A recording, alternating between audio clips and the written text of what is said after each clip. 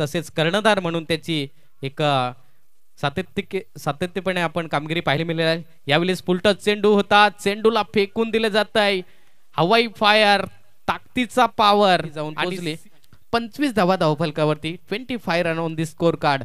यावेळेस चांगला shot selection आहे, चेंडूला वन बाउन्स, सीमा रेखा पार चौकार। वेलकम असेल आशिष गडू सर या कॉमेंट्री स्टुडिओ मध्ये।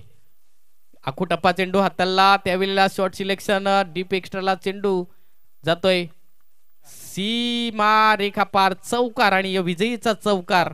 या ठिकाणी 2 सिंगल 3 दुहेरीच्या माध्यमातून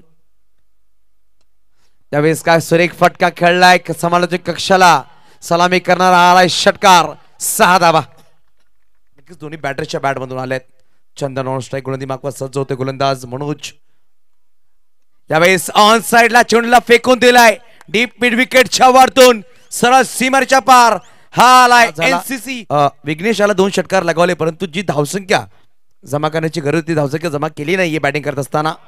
परंतु काय चंदन यावेळेस काय फटकेबाजी करतायत, या षटकामध्ये 2 चौकार 1 षटकार।